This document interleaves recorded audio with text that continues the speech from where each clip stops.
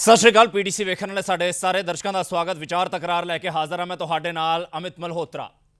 ਜਿਸ ਤਰ੍ਹਾਂ ਹਰ ਰੋਜ਼ ਅਸੀਂ ਕੁਝ ਭਖਦੇ ਮਸਲੇ ਚੁੱਕਦੇ ਹਾਂ, ਉਸੇ ਤਰ੍ਹਾਂ ਅੱਜ ਵੀ ਇਹ ਮਸਲਾ ਕਾਫੀ ਭਖਦਾ ਮਸਲਾ ਹੈ ਔਰ ਇਹ ਮਸਲਾ ਅਕਸਰ ਕਈ ਵਾਰ ਦੱਬਿਆ ਜਾਂਦਾ ਹੈ। ਜੀ ਹਾਂ, ਮਹਿਲਾਵਾਂ ਦੇ ਨਾਲ ਹੁੰਦਾ ਜਿਨਸੀ ਸ਼ੋਸ਼ਣ ਦਾ ਅੱਜ ਦਾ ਇਹ ਮਸਲਾ, ਜਿਸ ਦੇ ਉੱਪਰ ਅਸੀਂ ਵਿਚਾਰ ਤਕਰਾਰ ਕਰਾਂਗੇ।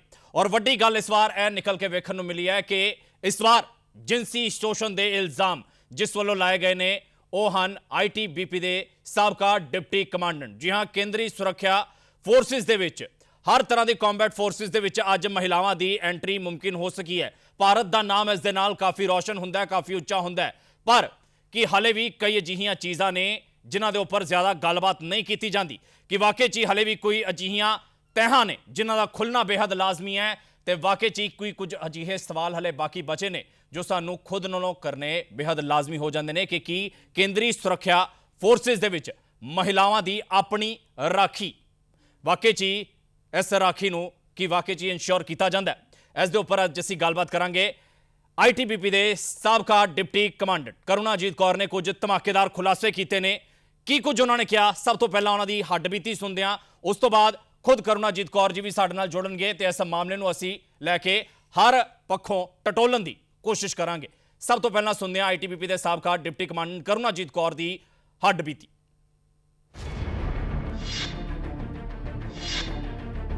ਉਹ ਅੰਦਰ ਆਇਆ, ਉਹ ਦੂਸਰਾ ਦਰਵਾਜ਼ਾ ਖੋਲ੍ਹ ਕੇ ਮੈਂ ਦੂਜੇ ਦਰਵਾਜ਼ੇ ਨੂੰ ਉਹਨੂੰ ਫੜ ਲਿਆ ਔਰ ਉਹ ਕਹਿ ਰਿਹਾ ਮੈਡਮ ਮੈਂ 2 ਸਾਲ ਤੋਂ ਕਿਸੇ ਲੇਡੀ ਨੂੰ ਮੈਂ ਹੱਥ ਨਹੀਂ ਲਗਾਇਆ, ਮੈਨੂੰ ਲੇਡੀ ਚਾਹੀਦੀ ਹੈ। And he was constantly repeating these words. ਤੁਸੀਂ ਇਹ ਤੋਂ ਅੰਦਾਜ਼ਾ ਲਾ ਲਓ ਕਿ ਮੈਂ ਡਿਪਟੀ ਕਮਾਂਡੈਂਟ ਮੇਜਰ ਰੈਂਕ ਦੇ ਬਰਾਬਰ ਹਾਂ ਤੇ ਇੱਕ ਕਾਂਸਟੇਬਲ ਹੱਥ ਪਾ ਦਿੰਦਾ ਆ ਤੇ ਜਿੱਥੇ ਸਿਚੁਏਸ਼ਨ ਪੁੱਠੀ ਹੋਵੇ। ਮੈਂ ਤੁਹਾਨੂੰ ਸ਼ਾਰਟ 'ਚ ਇੰਨਾ ਹੀ ਦੱਸਣਾ ਚਾਹੂੰਗੀ ਕਿ ਲੇਡੀਜ਼ ਇੱਥੇ ਐਂਟਰਟੇਨਮੈਂਟ ਲਈ ਭਰਤੀ ਕੀਤੀਆਂ ਜਾਂਦੀਆਂ ਹੈ। ਮੇਰੀ ਦਰਖਾਸਤ ਸਰਕਾਰ ਨੂੰ ਇਹ ਆ ਕਿ ਜਿਹੜੀਆਂ ਸਾਡੀਆਂ ਧੀਆਂ ਭੈਣਾਂ ਅਸੀਂ ਇਹਨੇ ਮਾਣ ਨਾ ਕਰਦਿਆਂ ਨੇ ਉਹਨਾਂ ਨੂੰ ਉੱਥੇ ਭੇਜਿਆ ਹੋਇਆ ਹੈ, ਇੱਕ ਡਿਸਕਰੀਟ ਇਨਕੁਆਇਰੀ ਕਰਾਉਣ ਤੇ ਉਹਨਾਂ ਦੀ ਹਾਲਤ ਉੱਥੇ ਦੇਖਣ।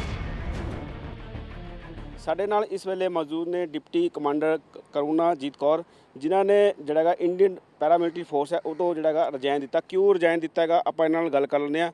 ਮੈਡਮ ਇਹ ਦੱਸੋ, ਪੈਰਾਮਿਲਟਰੀ ਫੋਰਸ ਤੋਂ ਤੁਸੀਂ ਰਿਜ਼ਾਈਨ ਕਿਉਂ ਦਿੱਤਾ, ਕੀ ਕਾਰਨ ਹੈ ਤੁਹਾਡਾ ਰਿਜ਼ਾਈਨ ਦੇਣ ਦਾ? ਹਾਂਜੀ, ਮੈਂ Indo Tibetan border police force 'ਚ ਐਜ਼ ਡਿਪਟੀ ਕਮਾਂਡੈਂਟ ਕੰਮ ਕਰ ਰਹੀ ਸੀ ਔਰ ਮੈਂ ਉੱਥੋਂ ਰਿਜ਼ਾਈਨ ਦਿੱਤਾ ਹੈ। ਮੈਨੂੰ ਇਹਨਾਂ ਨੇ ਬਾਰਡਰ 'ਤੇ ਭੇਜਿਆ ਸੀ। ਇੱਕ ਮੇਰੇ ਨਾਲ ਹੋਰ ਲੇਡੀ ਆਫੀਸਰ ਸੀ, ਉਹ ਬਾਰਡਰ 'ਤੇ ਹੋਰ ਕੋਈ ਵੀ ਲੇਡੀਜ਼ ਨਹੀਂ ਸੀਗੀਆਂ। ਅਸੀਂ ਜਦ ਗਏ ਇਹਨਾਂ ਨੂੰ ਕਿਹਾ ਵੀ ਆ ਸਾਡੇ ਨਾਲ 2 ਲੇਡੀ ਕਾਂਸਟੇਬਲਸ ਭੇਜ ਦਿਓ, ਪਰ ਇਹਨਾਂ ਨੇ ਕਿਹਾ ਉਹਨਾਂ ਲਈ ਕੋਈ ਫੈਸਿਲਿਟੀਜ਼ ਨਹੀਂ ਆ ਉੱਥੇ। ਵੀ ਵਰ ਸੈਂਟ ਅੱਧੀ ਰਾਤ ਨੂੰ ਇੱਕ ਕਾਂਸਟੇਬਲ ਹੀ ਇੰਟਰੂਡਡ ਇਨਟੂ ਆਰ ਰੂਮ ਔਰ ਉਹਨੇ ਉਹ ਪਹਿਲਾ ਦਰਵਾਜ਼ਾ ਖੋਲ੍ਹ ਕੇ ਅੰਦਰ ਆਇਆ। ਉਹਨੂੰ ਕੁੰਡੀ ਨਹੀਂ ਸੀ, ਦਰਵਾਜ਼ੇ ਨੂੰ ਕੁੰਡੀ ਸੀਗੀ ਪਰ it was not in working position. ਉਹ ਅੰਦਰ ਆਇਆ, ਉਹ ਦੂਸਰਾ ਦਰਵਾਜ਼ਾ ਖੋਲ੍ਹ ਕੇ ਮੈਂ ਦੂਜੇ ਦਰਵਾਜ਼ੇ ਨੂੰ ਉਹਨੂੰ ਫੜ ਲਿਆ ਔਰ ਉਹ ਕਹਿ ਰਿਹਾ ਮੈਡਮ ਮੈਂ 2 ਸਾਲ ਤੋਂ ਕਿਸੇ ਲੇਡੀ ਨੂੰ ਮੈਂ ਹੱਥ ਨਹੀਂ ਲਗਾਇਆ, ਮੈਨੂੰ ਲੇਡੀ ਚਾਹੀਦੀ ਹੈ। And he was constantly repeating these words. ਇਹਨਾਂ ਨੂੰ ਮੈਂ ਫੋਨ ਕੀਤਾ ਔਰ ਉੱਥੇ ਬਾਕੀ ਦੇ ਬੰਦੇ ਬਾਹਰ ਆਏ ਆ। ਜਦੋਂ ਬਾਕੀ ਦੇ ਬੰਦੇ ਬਾਹਰ ਆਏ ਦੇ ਵਰ ਵੈਰੀ ਕੋਲਡ। ਉੱਥੇ ਆਫਿਸਰ ਇੰਚਾਰਜ ਸੀਗੇ ਜਿਹੜੇ ਪੋਸਟ ਕਮਾਂਡਰ ਦੇ। ਮੈਂ ਉਹਨਾਂ ਨੂੰ ਦੱਸਿਆ ਕਿ ਇਹ ਬੰਦਾ ਇੱਦਾਂ ਅੰਦਰ ਆਇਆ ਔਰ ਸਾਨੂੰ ਇਹ ਕਹਿ ਰਿਹਾ ਹੈ ਔਰ ਉਹਨਾਂ ਨੇ ਉਹਨੂੰ ਪੁੱਠਾ ਕਹਿਣਾ ਸ਼ੁਰੂ ਕਰਤਾ ਕਾਂਸਟੇਬਲ ਨੂੰ ਕਿ ਤੂੰ ਡਾਕਟਰ ਤੋਂ ਦਵਾਈ ਲੈਣੀ ਸੀ ਜਾਂ ਤੈਨੂੰ ਕੋਈ ਕੰਮ ਸੀ ਤਾਂ ਤੂੰ ਸਾਡੇ ਕੋਲ ਆਂਦਾ, ਇੱਥੇ ਕੀ ਕਰਨ ਗਿਆ ਸੀਗਾ। ਔਰ ਫਿਰ ਉਹਨੂੰ ਕਹਿੰਦੇ ਤੂੰ ਜਾ ਕੇ ਸੌਂ ਜਾ ਉੱਥੇ। ਫਿਰ ਮੈਂ ਉਹਨਾਂ ਨੂੰ ਕਿਹਾ ਕਿ ਨਹੀਂ, ਇਹ ਸੌਏਗਾ ਨਹੀਂ, ਇਹਨੂੰ ਤੁਸੀਂ ਅੰਦਰ ਬੰਦ ਕਰੋ। ਫਿਰ ਮੈਂ ਉਹਨਾਂ ਨੂੰ ਕਿਹਾ ਕਿ ਮੈਂ ਹੁਣੀ DG ਸਾਹਿਬ ਨਾਲ ਗੱਲ ਕਰਨੀ ਹੈ, ਮੈਨੂੰ ਫੋਨ ਦਿਓ। ਉਹਨਾਂ ਨੇ ਮੈਨੂੰ ਕਿਹਾ ਕਿ ਫੋਨ ਕੰਮ ਨਹੀਂ ਕਰ ਰਿਹਾ। ਮੈਂ ਉਹਨਾਂ ਨੂੰ ਕਿਹਾ ਕਿ ਤੁਸੀਂ ਵਾਇਰਲੈਸ ਟੈਲੀਕਮਿਊਨੀਕੇਸ਼ਨ ਦਿਓ। ਉਹਨਾਂ ਨੇ ਕਿਹਾ ਵਾਇਰਲੈਸ ਟੈਲੀਕਮਿਊਨੀਕੇਸ਼ਨ ਕੰਮ ਨਹੀਂ ਕਰ ਰਹੀ। ਫਿਰ ਮੈਂ ਉਹਨਾਂ ਨੂੰ ਪੁੱਛਿਆ ਕਿ ਤੁਸੀਂ ਇਹ ਸਾਡੀ ਜਿਹੜੀ ਸੈਕਚੁਅਲ ਸਾਡੇ 'ਤੇ ਅਸੌਲਟ ਹੋਇਆ ਇਹਨੂੰ ਤਾਂ ਛੱਡ ਦਿਓ। ਦਿਸ ਇਜ਼ ਸੱਚ ਐਨ ਐਕਟਿਵ ਆਪਰੇਸ਼ਨਲ ਬਾਰਡਰ ਹੈਗਾ ਆ। ਤੁਸੀਂ ਫਾਰਵਰਡ ਏਰੀਆਜ਼ ਦਾ ਇਹ ਟੈਕਟੀਕਲ ਹੈੱਡਕੁਆਟਰ ਹੈਗਾ। ਤੁਹਾਡੇ ਕੋਲ ਜੇ ਆਪਰੇਸ਼ਨਲ ਪ੍ਰੋਬਲਮ ਹੋ ਜਾਵੇ, ਜਗ੍ਹਾ ਬਾਰਡਰ ਤੋਂ ਮੇਰੇ ਖਿਆਲ ਕੋਈ 35-40 ਕਿਲੋਮੀਟਰ ਹੀ ਹੋਏਗੀ ਅਬਾਊਟ। ਉੱਥੋਂ ਕੋਈ ਆਪਰੇਸ਼ਨਲ ਪ੍ਰੋਬਲਮ ਹੋ ਜਾਵੇ ਤਾਂ you have nothing to tell to your authorities in the rear. ਫਿਰ ਇਹਨਾਂ ਨੂੰ ਉਹ 'ਚ 2-4 ਜਵਾਨ ਚੰਗੇ ਸੀ, ਉਹਨਾਂ ਨੇ ਮੈਨੂੰ ਕਿਹਾ ਮੈਡਮ ਇੱਥੇ ਇੰਡੀਅਨ ਆਰਮੀ ਦੀ ਐਕਸਰਸਾਈਜ਼ ਹੋ ਰਹੀ ਹੈ, ਉਹਨਾਂ ਦੀ ਸਿਗਨਲ ਯੂਨਿਟ ਹੈ, ਲੈਟਸ ਗੋ ਦੇਅਰ, ਉਹ ਸਾਨੂੰ ਫੋਨ ਦਊਗੇ। ਫਿਰ ਮੈਂ ਇਹਨਾਂ ਨੂੰ ਕਿਹਾ ਚਲੋ ਮੈਨੂੰ ਡਾਇਰੈਕਟਰੀ ਦਿਓ ਆਪਣੀ ITBP ਦੀ। ਇਹ ਕਹਿੰਦੇ ਸਾਡੇ ਕੋਲ ਕਿਸੇ ਦਾ ਫੋਨ ਨੰਬਰ ਹੈ ਨਹੀਂ, ਨਾ ਸਿਵਲ ਐਡਮਿਨਿਸਟ੍ਰੇਸ਼ਨ ਦਾ ਆ, ਨਾ ਸਾਡੇ ਕੋਲ ਆਪਣੇ ITBP ਦਾ ਆ। ਫਿਰ ਕਦੋਂ ਦੀ ਗੱਲ ਹੈ ਜੀ ਇਹ ਹੈਗੀ ਹੈ ਜੀ 9 ਜੂਨ ਤੇ 10 ਜੂਨ 2019 ਦੀ ਰਾਤ ਦੀ ਗੱਲ ਹੈ। ਹਾਂਜੀ ਹਾਂਜੀ। ਜਿਹੜੀ ਤੁਸੀਂ ਇਹ ਕੰਪਲੇਂਟ ਆਪਣੇ ਸੀਨੀਅਰ ਅਧਿਕਾਰੀ ਨੂੰ ਦਿੱਤੀ, ਹੁਣ ਤੱਕ ਉਹਦੇ ਉੱਪਰ ਕੋਈ ਕਾਰਵਾਈ ਨਹੀਂ ਹੋਈ? ਕੋਈ ਕਾਰਵਾਈ ਨਹੀਂ ਹੋਈ, ਕੋਈ ਉਹਨਾਂ ਨੇ ਉਹਦੀ ਕੋਗਨਾਈਜ਼ੈਂਸ ਨਹੀਂ ਲਈ। ਜਿਹੜੀ ਮੈਂ ਸਭ ਤੋਂ ਪਹਿਲੀ ਕੰਪਲੇਂਟ ਪਾਈ ਸੀ, FIR ਵੀ ਮੈਂ ਆਪ ਲੌਂਚ ਕਰਾਈ ਸੀ। ਮੌਕਾ ਵਾਰਦਾਤ ਤੇ ਜਦ ਅਸੀਂ ਪੁਲਿਸ ਦੇ ਨਾਲ ਪਹੁੰਚੇ ਆ ਤੇ ਉੱਥੇ ਜਾ ਕੇ to my surprise I found ਕਿ ਉਹ ਜਿਹੜੀ ਕੁੰਡੀ ਪਹਿਲੇ ਕੰਮ ਨਹੀਂ ਕਰਦੀ ਸੀ, ਉਹ ਕੰਮ ਕਰ ਰਹੀ ਸੀ। ਤੇ ਮੈਂ ਜਾਂਦੇ ਹੀ ਆਪਣੇ ਅਥਾਰਟੀਜ਼ ਨੂੰ ਇਹ ਲਿਖਿਆ ਸੀ ਕਿ ਉਹ ਜਿਹੜੇ CO ਸਾਹਿਬ ਆ ਉੱਥੇ ਐਵੀਡੈਂਸ ਟੈਂਪਰ ਕਰਾ ਰਿਹਾ, ਕਿਉਂਕਿ ਜਦ ਮੈਨੂੰ ਸਵੇਰੇ CO ਨੇ ਫੋਨ ਕੀਤਾ ਵੀ ਸੀ, ਮੈਂ ਰਾਤੀ ਉਹਨਾਂ ਨੂੰ ਜਦ CO ਨੂੰ ਆਰਮੀ ਵਾਲਿਆਂ ਦੇ ਸਿਗਨਲ ਯੂਨਿਟ ਤੋਂ ਫੋਨ ਕੀਤਾ ਤੇ CO ਹੀ ਵਾਸ ਡੈਡ ਡਰੰਕ। ਉਹਨਾਂ ਨੂੰ ਮੇਰੀ ਗੱਲ ਸਮਝ ਨਹੀਂ ਸੀ ਆ ਰਹੀ। ਥੋੜੀ ਬਹੁਤ ਜਦ ਮੈਂ ਸਮਝਾਉਣ ਦੀ ਕੋਸ਼ਿਸ਼ ਕੀਤੀ ਤਾਂ ਕਹਿੰਦੇ ਸਵੇਰ ਨੂੰ ਗੱਲ ਕਰਾਂਗੇ। ਸਵੇਰੇ ਜਦ ਮੈਂ ਉਹਨਾਂ ਨੂੰ 7 ਵਜੇ ਜਾ ਕੇ 7 ਵਜੇ ਉਹਨਾਂ ਦਾ ਮੈਨੂੰ ਫੋਨ ਆਉਂਦਾ ਕਿਸੇ ਹੋਰ ਦੇ ਫੋਨ ਤੇ ਉਹਨਾਂ ਨੇ ਦੋ ਗੱਲਾਂ ਹੀ ਮੈਨੂੰ ਕਹੀਆਂ ਕਿ ਇੱਕ ਤਾਂ ਇਹ DG ਕੋਲ ਗੱਲ ਕਿੱਦਾਂ ਪਹੁੰਚੀ ਹੈ ਤੇ ਦੂਜਾ ਤੂੰ ਕਿਸੇ ਨੂੰ ਦੱਸੇਂਗੀ ਨਹੀਂ ਕਿ ਉੱਥੇ ਕੁੰਡਾ ਕੰਮ ਨਹੀਂ ਸੀ ਕਰ ਰਿਹਾ। ਔਰ ਮੇਰਾ ਜਿਹੜਾ ਪ੍ਰਸ਼ਨ ਹੈ ਉਹ ਆਪਣੇ ਮੁਲਕ ਨੂੰ ਔਰ ਇਹਨਾਂ ਅਥਾਰਟੀਜ਼ ਨੂੰ ਸਿਰਫ ਇਹੀ ਆ, ਇੱਕ ਆਮ ਬੰਦਾ ਵੀ ਜਿਹੜਾ ਲੌਜੀਕਲ ਆ, ਕਾਮਨ ਸੈਂਸ ਵਾਲਾ ਸਮਝੇਗਾ। ਮੈਂ ਨਹੀਂ ਕਹਿੰਦੀ ਇਹ ਘਟਨਾ ਕਿਤੇ ਹੋਰ ਨਹੀਂ ਸੀ ਹੋ ਸਕਦੀ, ਮੇਰੇ ਘਰ 'ਚ ਨਹੀਂ ਆ, ਬਾਜ਼ਾਰ 'ਚ ਨਹੀਂ ਸੀ ਹੋ ਸਕਦੀ, ਚਲੋ ਹੋ ਗਈ, ਮੰਨ ਲਿਆ। ਤੁਸੀਂ ਹੁਣ ਵੀ ਕੁਝ ਨਹੀਂ ਕੀਤਾ, ਚਲੋ ਇਹ ਵੀ ਮੰਨ ਲਿਆ, ਜਾਣ ਦਿੱਤਾ। ਪਰ ਜਦੋਂ ਰਾਤ ਦੇ 2 ਵਜੇ ਤੁਹਾਨੂੰ ਇਹ ਪਤਾ ਲੱਗ ਗਿਆ ਸੀ ਕਿ 2 ਲੇਡੀਜ਼ ਇਦਾਂ ਦੇ ਉੱਥੇ ਸਿਚੁਏਸ਼ਨ ਦੇ ਵਿੱਚ ਹੈਗੀਆਂ ਤੇ ਸਵੇਰੇ 7 ਵਜੇ ਤੱਕ ਤੁਹਾਨੂੰ ਨੀਂਦ ਕਿੱਦਾਂ ਆ ਗਈ? ਤੁਹਾਡੀਆਂ ਆਪਣੀਆਂ ਧੀਆਂ ਭੈਣਾਂ ਮਾਵਾਂ ਜਾਂ ਕਿਸੇ, ਮੈਂ ਕਹਿੰਦੀ ਕੋਈ ਦੁਸ਼ਮਣ ਦੀ ਵੀ ਧੀ ਹੋਵੇ, ਤੁਹਾਨੂੰ ਪਤਾ ਹੋਵੇ ਕਿ ਉਹ ਇਦਾਂ ਦੀ ਕਿਸੇ ਸਿਚੁਏਸ਼ਨ ਦੇ ਵਿੱਚ ਹੈ ਤੇ ਤੁਸੀਂ ਰਾਤ ਨੂੰ ਉੱਥੇ ਸੁੱਤੇ ਰਹੋ। ਔਰ ਤੁਸੀਂ ਇੰਨੇ ਸੀਨੀਅਰ ਅਧਿਕਾਰੀ ਹੋ, ਤੁਸੀਂ you could have Saint the civil administration. ਤੁਸੀਂ ਤੁਹਾਡੀ ਉੱਥੋਂ ਇਸ ਮਲਾਰੀ ਤੋਂ ਜਿਹੜੀ ਜੋਸ਼ੀਮਠ ਬਠਾਲੀਅਨ ਨਾ, it is hardly any distance, ਘੰਟਾ ਲੱਗਦਾ ਆ। ਇਹਨਾਂ ਕੋਲ ਟ੍ਰੇਨਡ ਡਰਾਈਵਰਸ ਹੈਗੇ ਆ ਜਿਹਨਾਂ ਨੂੰ ਮਾਊਂਟੇਨ ਡਰਾਈਵਿੰਗ ਦੀ ਟ੍ਰੇਨਿੰਗ ਦਿੱਤੀ ਜਾਂਦੀ ਹੈ। ਉਹ ਉੱਥੇ ਭੇਜਦੇ ਕਿ ਕੁੜੀਆਂ ਨੂੰ ਕੱਢ ਕੇ ਲੈ ਕੇ ਆਓ। Nothing of the sort was done. ਅਸੀਂ ਪੂਰੀ ਰਾਤ ਮੈਂ ਤੇ ਡਾਕਟਰ ਰਜਾਈ ਲੈ ਕੇ ਬਲੇਰੋ ਗੱਡੀ ਦੇ ਵਿੱਚ ਸੜਕ ਦੇ ਕੰਢੇ ਤੇ ਖੜੇ ਰਹੇ ਕਿ ਇਹ ਜੇ ਦੂਜੀ ਵਾਰ ਆਊਗਾ ਤੇ ਬੰਦੂਕ ਲੈ ਕੇ ਆਊਗਾ, ਇਹ ਬਿਨਾਂ ਬੰਦੂਕ ਤੋਂ ਨਹੀਂ ਆਊਗਾ ਹੁਣ। ਔਰ ਉਦੋਂ ਤੱਕ ਇੰਨਾ ਵੀ ਪਤਾ ਲੱਗ ਗਿਆ ਸੀ ਕਿ ਇਹ they are all so cold, ਇਹਨਾਂ ਦਾ ਕੋਈ ਰਿਐਕਸ਼ਨ ਹੀ ਨਹੀਂ ਹੈ, ਇਹਨਾਂ ਦੀ ਮਿਲੀ ਭਗਤ ਲੱਗ ਰਹੀ ਹੈ। ਇੱਦਾਂ ਹੈ ਜੀ, ਮੈਂ ਆਪ ਵੀ ਇੱਕ ਬੇਟੀ ਦੀ ਮਾਂ ਆ। ਮੈਨੂੰ ਇੱਦਾਂ ਲੱਗਦਾ ਹੈ ਕਿ ਐਜ਼ ਅ ਪੈਰੈਂਟ ਮੇਰੀ ਇਹ ਰਿਕੁਐਸਟ ਆ ਪੂਰੇ ਸਮਾਜ ਨੂੰ, ਇਹ ਲੜਾਈ ਮੇਰੀ ਇਕੱਲੀ ਦੀ ਨਹੀਂ, ਸਾਡੇ ਸਾਰੇ ਸਮਾਜ ਦੀ ਆ। ਅਸੀਂ ਆਪਣੀ ਬੇਟੀ ਨੂੰ ਡਾਕਟਰ ਬਣਾ ਦਈਏ, ਇੰਜੀਨੀਅਰ ਬਣਾ ਦਈਏ, ਪਾਇਲਟ ਬਣਾ ਦਈਏ, ਇਹਦਾ ਕੋਈ ਫਾਇਦਾ ਨਹੀਂਗਾ ਜਦ ਤੱਕ society is not ready to accept us. ਮੈਂ ਜਿੱਦਣ ਵਰਦੀ ਪਾਉਂਦੀ ਸੀ, ਮੈਂ ਕਦੀ ਆਪਣੇ ਆਪ ਨੂੰ ਵਰਦੀ ਪਾ ਕੇ ਇੱਕ ਲੇਡੀ ਨਹੀਂ ਸੀ ਸਮਝਿਆ। ਮੈਨੂੰ ਲੱਗਦਾ ਸੀ I am an officer of the force and I am genderless. ਪਰ society is not yet ready. ਮੈਨੂੰ ਉਹ ਬੰਦੇ ਨੂੰ ਮੇਰੇ ਰੈਂਕ ਨਹੀਂ ਦਿਖੇ। ਰੈਂਕ ਜਿਹੜਾ ਹੁੰਦਾ ਤੁਹਾਡੇ ਮੋਢੇ ਤੇ ਲੱਗਾ, that is the power of state, ਉਹ ਸਟੇਟ ਦੀ ਨਿਸ਼ਾਨੀ ਹੈ। ਉਹਨੂੰ ਮੇਰੇ ਅੰਦਰ ਜਾਂ ਡਾਕਟਰ ਦੇ ਉੱਤੇ ਰੈਂਕ ਨਹੀਂ ਦਿਖੇ, ਉਹਨੂੰ ਇੱਕ ਔਰਤ ਦਿਖੀ। ਤੇ ਇਹ ਜਿਹੜੀ ਜਦ ਤੱਕ ਸੋਚ ਨਹੀਂ ਬਦਲਦੀ, ਮੈਨੂੰ ਨਹੀਂ ਲੱਗਦਾ ਸਾਨੂੰ ਆਪਣੀਆਂ ਧੀਆਂ ਨੂੰ ਪੜ੍ਹਾ ਲਿਖਾ ਕੇ, ਉਹ ਤਾਂ ਜ਼ਿਆਦਾ ਵਲਨਰੇਬਲ ਸਿਚੁਏਸ਼ਨ ਦੇ ਵਿੱਚ ਭੇਜਣ ਵਾਲੀ ਗੱਲ ਹੋ ਜਾਂਦੀ ਹੈ। So we need to set these things right first. Thank you so much. So ਬੜੇ ਸੀਰੀਅਸ ਐਲੀਗੇਸ਼ਨ ਲਗਾਏ ਨੇ ਤੇ ਇਹਨਾਂ ਨੇ ਡਿਮਾਂਡ ਕੀਤੀ ਹੈ ਸਰਕਾਰ ਤੋਂ, ਕੇਂਦਰ ਸਰਕਾਰ ਤੋਂ, ਕਿ ਇਸ ਮਾਮਲੇ ਨੂੰ ਜਿਹੜੀ ਹੈਗੀ ਜਾਂਚ ਕਰਕੇ ਜਿਹੜੀ ਸੱਚਾਈ ਸਾਹਮਣੇ ਲਿਆਂਦੀ ਜਾਵੇ। ਕੈਮਰਾਮੈਨ ਸੁਰੇਸ਼ ਦੇ ਨਾਲ ਦਲਜੀਤ ਸਿੰਘ, PTC ਨਿਊਜ਼, ਚੰਡੀਗੜ੍ਹ। ਤਾਂ ਇੱਕ ਸਾਬਕਾ ਡਿਪਟੀ ਕਮਾਂਡੈਂਟ ਵੱਲੋਂ ਇੰਨੇ ਗੰਭੀਰ ਐਲੀਗੇਸ਼ਨ ਲਾਏ ਜਾ ਰਹੇ ਨੇ ਔਰ ਵਾਕਈ 'ਚ ਇਹੀ ਵਜ੍ਹਾ ਹੈ ਕਿ ਅੱਜ ਅਸੀਂ ਸੋਚਿਆ ਕਿ ਵਿਚਾਰ ਤਕਰਾਰ ਦੇ ਵਿੱਚ ਇਹ ਮੁੱਦਾ ਅਸੀਂ ਚੁੱਕਾਂਗੇ, ਕਿਉਂਕਿ ਜੋ ਗੱਲਾਂ ਇਸ ਮਹਿਲਾ ਵੱਲੋਂ ਇਹਨਾਂ ਵੱਲੋਂ ਕਹੀਆਂ ਜਾ ਰਹੀਆਂ ਨੇ, ਜੇ ਵਾਕਈ 'ਚ ਸਾਡੀ ਕਿਸੇ ਧੀ ਭੈਣ ਨੇ ਸਾਨੂੰ ਆ ਕੇ ਦੱਸਿਆ ਹੁੰਦਾ ਕਿ ਸਾਡੇ ਨਾਲ ਅਜਿਹਾ ਕੁਝ ਹੋਇਆ ਤਾਂ ਸਾਡੇ ਸ਼ਾਇਦ ਸੱਤੀ ਕੱਪੜੇ ਅੱਗ ਲੱਗ ਜਾਂਦੀ। ਪਰ ਕੀ ਵਾਕਈ 'ਚ ਸੁਰੱਖਿਆ ਬਲਾਂ ਦੇ ਵਿੱਚ ਅਜਿਹੀਆਂ ਗੱਲਾਂ ਜੇਕਰ ਉੱਠਦੀਆਂ ਨੇ ਤਾਂ ਉਹਨਾਂ ਨੂੰ ਸਵਾਲ ਕਰਨਾ ਲਾਜ਼ਮੀ ਹੈ ਜਾਂ ਫਿਰ ਨਹੀਂ? ਕਿ ਵਾਕਈ 'ਚ ਸੁਰੱਖਿਆ ਬਲਾਂ ਨੂੰ ਕੋਈ ਅਜਿਹੀ ਇਮਿਊਨਿਟੀ ਹਾਸਲ ਹੈ ਕਿ ਉਹਨਾਂ ਨੂੰ ਕੋਈ ਸਵਾਲ ਕਰ ਸਕਦਾ ਹੈ ਜਾਂ ਫਿਰ ਨਹੀਂ? ਕੀ ਕੁਝ ਹੋਇਆ ਕਰੁਣਾਜੀਤ ਕੌਰ ਜੀ ਦੇ ਨਾਲ, ਉਹ ਵੀ ਅਸੀਂ ਜਾਣਨ ਦੀ ਕੋਸ਼ਿਸ਼ ਕਰਾਂਗੇ। ਕੁਝ ਸਵਾਲ ਇੱਥੇ ਉੱਠਦੇ ਨੇ ਕਿ ਇਹ ਮਾਮਲਾ ਸਮੁੱਚੀ ITBP ਤੇ ਇੱਕ ਦਾਗ ਸਾਬਤ ਹੁੰਦਾ ਹੈ ਕਿ ITBP ਵਿੱਚ ਵੀ ਕੁਝ ਕਾਲੀਆਂ ਭੇਡਾਂ ਮੌਜੂਦ ਹਨ। ਕਿ ਗ੍ਰਹਿ ਮੰਤਰਾਲੇ ਨੂੰ ਇਸ ਮਾਮਲੇ ਦੇ ਵਿੱਚ ਉੱਚ ਪੱਧਰੀ ਜਾਂਚ ਦੇ ਆਦੇਸ਼ ਦੇਣੇ ਚਾਹੀਦੇ ਹਨ। ਕਿ ਇਹ ਮਾਮਲਾ ਸਿੱਧਾ ਸੁਪਰੀਮ ਕੋਰਟ ਦੇ ਵਿੱਚ ਸੁਣਿਆ ਜਾਣਾ ਚਾਹੀਦਾ ਹੈ। ਨਾਲ ਦੇ ਨਾਲ ਤੁਹਾਨੂੰ ਦੱਸ ਦਈਏ ਕਿ ਕੇਂਦਰੀ ਸੁਰੱਖਿਆ ਬਲਾਂ ਦੇ ਵਿੱਚ ਮਹਿਲਾਵਾਂ ਦੀ ਸੁਰੱਖਿਆ ਵੱਡਾ ਚਿੰਤਾ ਦਾ ਵਿਸ਼ਾ ਨਹੀਂ ਬਣ ਜਾਂਦੀ ਜਦ ਅਜਿਹੇ ਮਾਮਲੇ ਸਾਡੇ ਸਾਹਮਣੇ ਆਉਂਦੇ ਨੇ। ਤਮਾਮ ਉਹ ਗੱਲਾਂ ਨੇ ਜਿਨ੍ਹਾਂ ਨੂੰ ਸਾਨੂੰ ਵਿਚਾਰਨ ਦੀ ਲੋੜ ਹੈ ਔਰ ਤਮਾਮ ਇਹ ਉਹ ਸਵਾਲ ਨੇ ਜਿਹੜੇ ਕਿ ਅੱਜ ਇੱਥੇ ਉੱਠ ਖੜੇ ਹੋਏ ਨੇ, ਕਿਉਂਕਿ ਇੱਕ ਸਾਬਕਾ ਡਿਪਟੀ ਕਮਾਂਡੈਂਟ, ਇੱਕ ਸੀਨੀਅਰ ਲੈਵਲ ਤੇ ਪੋਸਟਡ ਇੱਕ ਮਹਿਲਾ ਆਫਿਸਰ ਵੱਲੋਂ ਅਜਿਹੇ ਇਲਜ਼ਾਮ ਲਗਾਏ ਗਏ ਨੇ ਜਿਸ ਨੇ ਤਰਥੱਲੀ ਮਚਾ ਕੇ ਰੱਖ ਦਿੱਤੀ ਹੈ। ਔਰ ਵਾਕਈ 'ਚ ਕੇਂਦਰੀ ਫੋਰਸਿਸ ਦੇ ਵਿੱਚ ਅੱਜ ਨੂੰ ਭਾਵੇਂ BSF ਹੋਵੇ, ITBP ਹੋਵੇ, ਹੋਰ ਕੰਬੈਟ ਫੋਰਸਿਸ ਹੋਣ, ਉਹਨਾਂ ਦੇ ਵਿੱਚ ਮਹਿਲਾਵਾਂ ਕੰਮ ਕਰਦੀਆਂ ਨੇ। ਪਰ ਕੀ ਮਹਿਲਾਵਾਂ ਦੀ ਸੁਰੱਖਿਆ, ਉਹਨਾਂ ਦੀ ਇੰਟੈਗ੍ਰਿਟੀ, ਉਹਨਾਂ ਦੀ ਡਿਗਨਿਟੀ, ਉਹਨਾਂ ਦੀ ਪ੍ਰੋਟੈਕਸ਼ਨ ਕੀ ਵਾਕਈ 'ਚ ਇੱਕ ਵੱਡਾ ਚਿੰਤਾ ਦਾ ਵਿਸ਼ਾ ਨਹੀਂ ਹੈ? ਇਹ ਤਮਾਮ ਅੱਜ ਸਵਾਲ ਇੱਥੇ ਉੱਠ ਖੜੇ ਹੋਏ ਨੇ ਜਿਹੜੇ ਕਿ ਸਾਡੇ ਵੱਲ ਅੱਖਾਂ ਫਾੜ ਕੇ ਵੇਖ ਰਹੇ ਨੇ ਤੇ ਜਵਾਬ ਤਲਾਸ਼ ਰਹੇ ਨੇ। ਇਸ ਦਾ ਜਵਾਬ ਕੌਣ ਦੇਗਾ? ਕਿ ਗ੍ਰਹਿ ਮੰਤਰਾਲਾ ਇਸ ਦਾ ਜਵਾਬ ਦੇਗਾ? ਕਿ ITBP ਦੇ ਸੀਨੀਅਰ ਆਫਿਸਰ, DG ਰੈਂਕ ਦੇ ਅਧਿਕਾਰੀ ਇਸ ਦਾ ਕੋਈ ਜਵਾਬ ਦੇ ਪਾਣਗੇ? ਅੱਜ ਸਾਡਾ ਇੱਥੇ ਫਰਜ਼ ਅਸੀਂ ਪੂਰੇ ਬੈਲੈਂਸਡ ਵੇ ਨਾਲ ਨਿਭਾਵਾਂਗੇ। ਕਰੁਣਾਜੀਤ ਕੌਰ ਜੀ ਦਾ ਕੀ ਕੁਝ ਕਹਿਣਾ, ਉਹਨਾਂ ਦੀ ਹੱਡ ਬੀਤੀ ਤੁਸੀਂ ਸੁਣੀ ਉਹ ਵੀ ਸਾਡੇ ਨਾਲ ਜੁੜਨਗੇ ਤੇ ਇਹਨਾਂ ਸਵਾਲਾਂ ਦੇ ਜਵਾਬ ਤਲਾਸ਼ਣ ਦੀ ਅੱਜ ਅਸੀਂ ਇੱਥੇ ਕੋਸ਼ਿਸ਼ ਕਰਾਂਗੇ।